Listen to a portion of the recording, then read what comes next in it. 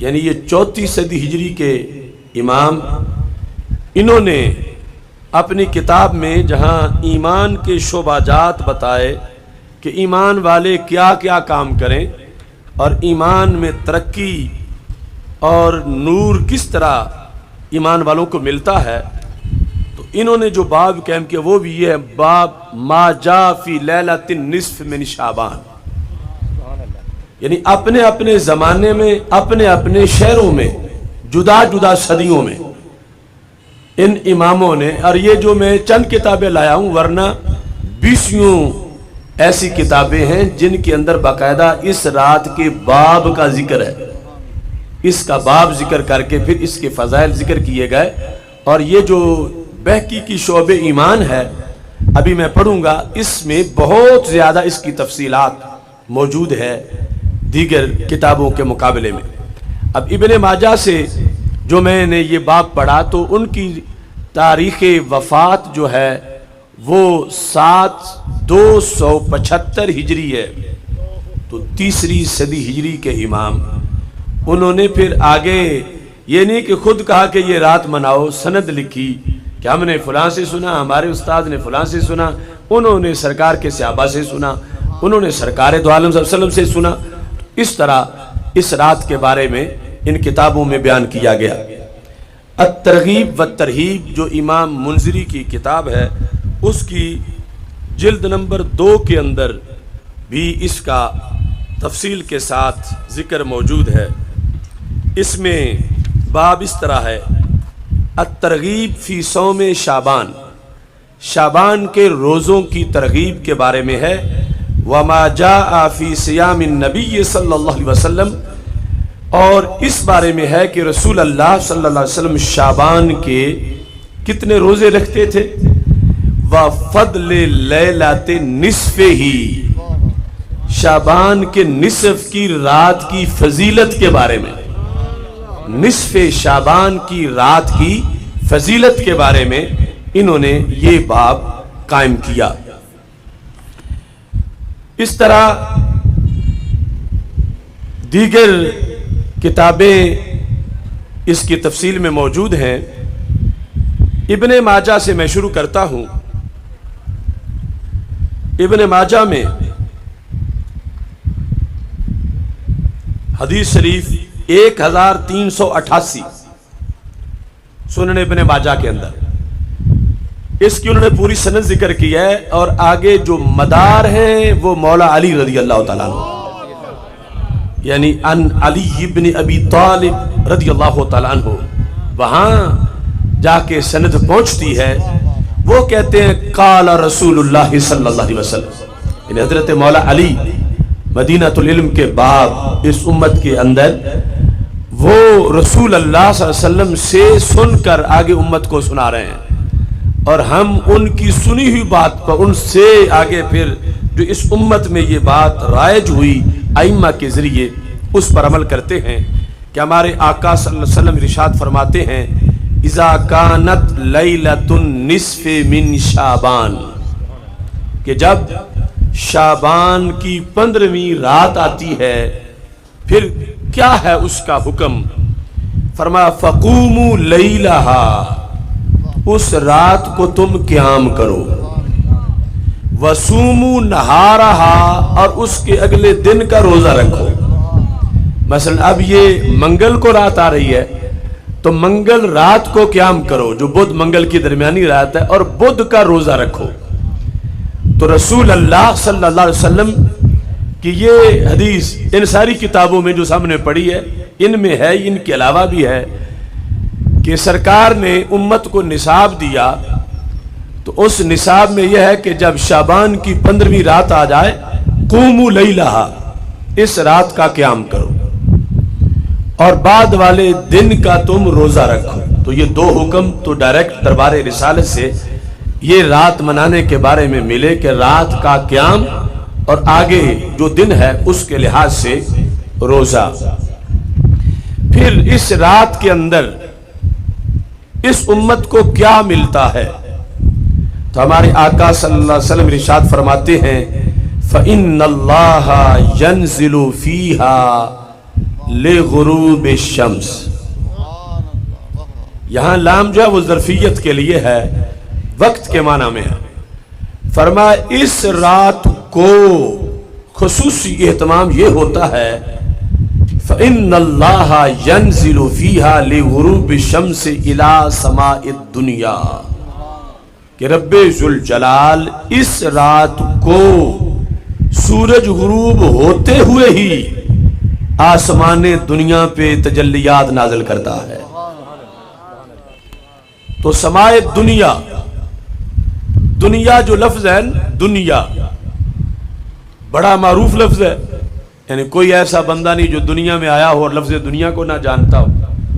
ہر کوئی دنیا کو جانتا ہے، مگر مزے کی بات یہ ہے کہ لفظ دنیا ہے کیا اس کو دنیا والے نہیں جانتے، اس کو علماء ہی جانتے. پھر تانا ہمیں یہ دیتے ہیں کہ ان کو مولویوں کو پتہ نہیں دنیا کیا ہے.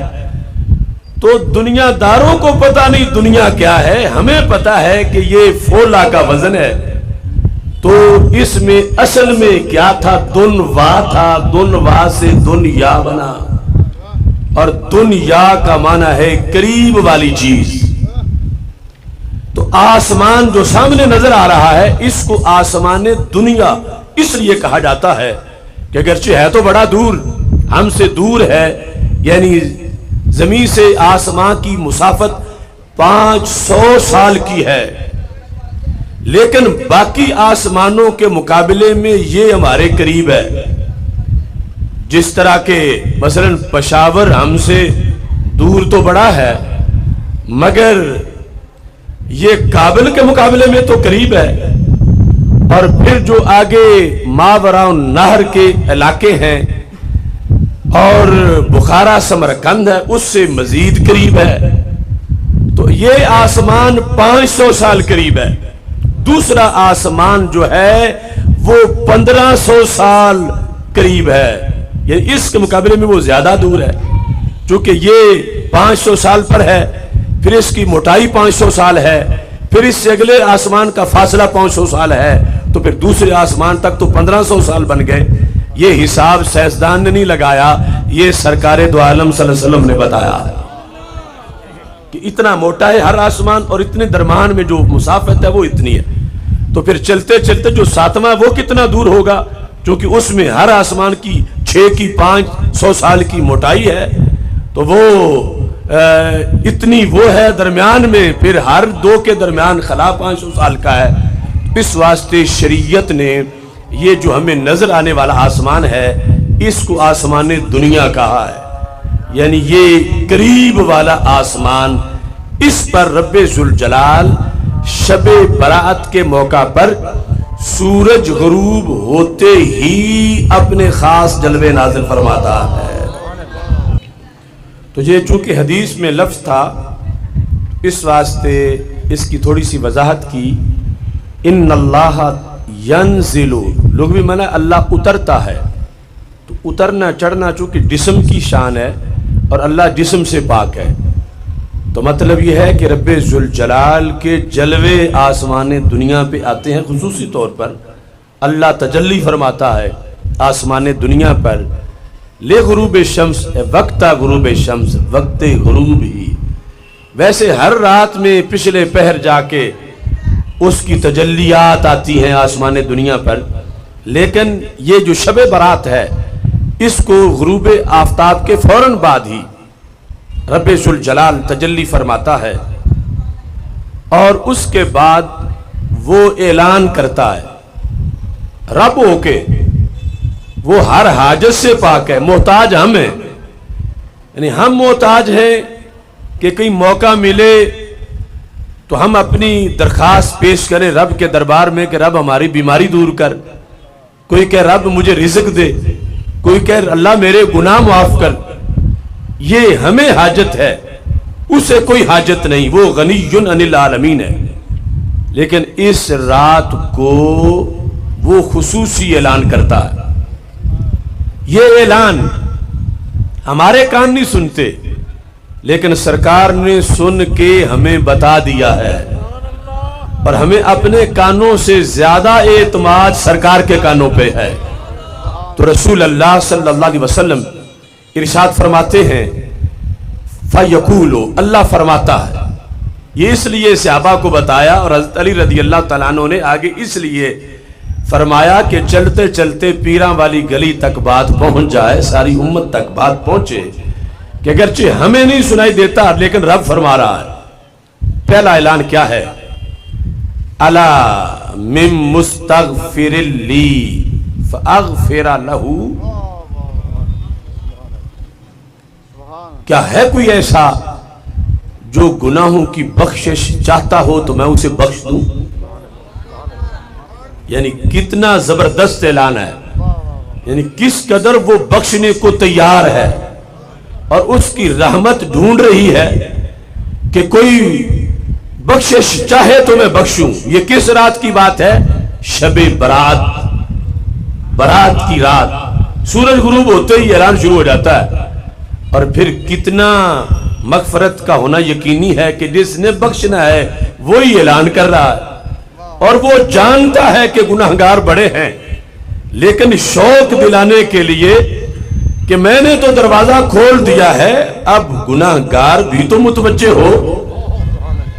حضرت غوث پاک فرماتے ہیں کم من قبر محفور وصاحبہ فی السوق مسرور. اس رات کے بارے میں آپ نے فرمایا کتنے لوگ ہیں جن کی قبریں کھودی گئی ہیں اس رات کو اور انہیں خبر ہی کوئی نہیں کہ ہم نے قبر میں جانا ہے. ہم کوئی تیاری کریں، رب سے گناہ بخشوا لیں، اگلی شب برات تک تو انہوں نے ہونا ہی نہیں ہے، ان کی قبریں کھود دی گئی ہیں. وَكَمْ مِنْ كَفْنٍ مَغْسُولٍ وَصَاحِبُهُ فِي السُّوقِ مَشْغُولٍ. کتنے کفن ہیں جو دھو دیے گئے ہیں، دھل گئے ہیں، اور جن جسموں نے وہ کفن پہننے ہیں وہ مشغول بیٹھے ہیں، انہیں خبر ہی کوئی نہیں کہ ہمارا کفن دھل گیا. تو اس بنیاد پر رسول اللہ صلی اللہ علیہ وسلم نے امت کو متنبہ کرنے کے لیے کہ کتنی قیمتی رات ہے، تمہاری حاجتیں، بڑی بڑی حاجتیں، ان کو پورا کرنے کے لیے رب خود اعلان کر رہا ہے.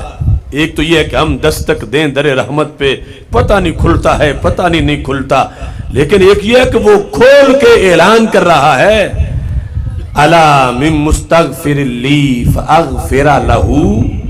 کوئی نہیں ایسا کہ جو بخشش چاہے تو میں بخشوں. پھر دوسرا اعلان رب ذوالجلال فرماتا ہے الا مسترزقن فارزقہ. کوئی نہیں ایسا کہ جس کو رزق کی طلب ہو، اس کی ڈیمانڈ رزق ہو کہ میری تنخواہ بڑھ جائے، میرا کاروبار اچھا ہو جائے، میرا رزق پھیل جائے.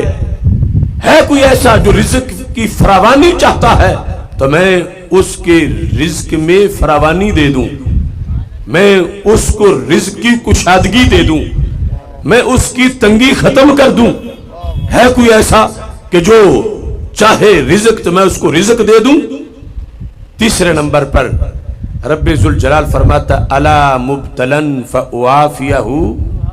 ہے کوئی ایسا بیماریوں نے جس کی کمر توڑ دی ہو، وہ چاہے تو میں اس کو صحت دے دوں. الا مبتلا، یہ لفظ تو ہم بھی بولتے ہیں، فلاں فلاں بیماری میں مبتلا ہو گیا ہے، فلاں غم میں مبتلا ہو گیا ہے، فلاں مصیبت میں مبتلا ہو گیا ہے. تو یہی لفظ رب ذوالجلال نے بولا اور سرکار نے سنایا صحابہ کو الا مبتلن، الا مبتلا. ہے کوئی کہ جو مبتلا ہو، حالانکہ رب کو پتا ہے کہ کون کون ہے، لیکن یہ چاہے تو صحیح رب سے الا مبتلا. ہے کوئی ایسا کہ جو مبتلا ہو فاعافیہ، میں اس کو عافیت دے دوں. تو یہ لفظ بھی ہم بولتے ہیں عافیت، کہ فلاں کو عافیت مل جائے، سلامتی مل جائے، بیماری سے عافیت مل جائے، دکھ درد سے عافیت مل جائے، غم سے عافیت مل جائے. فاعافیہ، کہ میں اس کو عافیت دے دوں. ہے کوئی ایسا؟ تو رب ذوالجلال رب ہو کے، حالانکہ یہ تو بندے کو چاہیے کہ ہر وقت مانگتا رہے رب کب بخشش ہوگی میری، کس وقت تو بخشے گا، کب تیرا دروازہ رحمت کا کھلے گا. تو وہ رب ہو کے کہتا ہے کوئی ایسا کہ جو یہ چاہے تو میں اس کو دے دوں. اور یہ سب کچھ رب نے ہمارے نبی علیہ السلام کو بتایا کہ میں ایسا کہتا ہوں تو تم غلاموں کو بتا دینا اس امت کی بہتری کے لیے. یہ ہے خاص پیار سرکار کا غلاموں سے، اور یہ ہے نظام مصطفیٰ کی برکت کہ کوئی نظام دینے والا اپنے ورکروں سے وہ پیار نہیں کرتا جو پیار سرکار نے اپنے غلاموں سے کیا ہے. اگر یہ سب کچھ ہوتا رہتا اور امت کو خبر ہی نہ ہوتی اور قیامت کو پتہ چلتا کہ ایک رات تو ایسی بھی تھی کہ اگر اس رات ہم کچھ کرتے تو بہت کچھ مل جانا تھا، تو ہمیں تو پتہ ہی نہیں چلا دنیا میں. تو ہمارے آقا علیہ السلام غم خار ہے امت کے، آپ نے بتایا، مولا علی رضی اللہ تعالیٰ عنہ نے آگے پہنچایا، اور یہ امت آج بھی اس پر قائم ہے کہ یہ رات خاص رات ہے کہ جس پر اللہ تعالیٰ آسمان دنیا پہ تجلی فرماتا ہے اور پھر یہ اعلان کرتا ہے. اب کی دیکھو انسان کی بیسک نیڈز، بڑی بڑی جو ڈیمانڈز ہیں، اس کے لحاظ سے آپ ایک سلیم العقل مسلمان سب سے پہلے تو یہ چاہتا ہے کہ میرے کندھوں پہ جو گناہوں کی گٹھڑیاں یہ گر جائیں، کسی طرح مجھے معافی مل جائے، میری بخشش ہو جائے. تو پہلا اعلان ہوتا ہی بخشش کا ہے. اور پھر آخر دنیا گزارنا ہے، رہنا ہے، اس میں تو رزق بھی چاہیے. تو رب نے یہ دعا کی تعلیم دے کر بتا دیا کہ طلب رزق یہ جرم نہیں ہے، طلب رزق کا شرع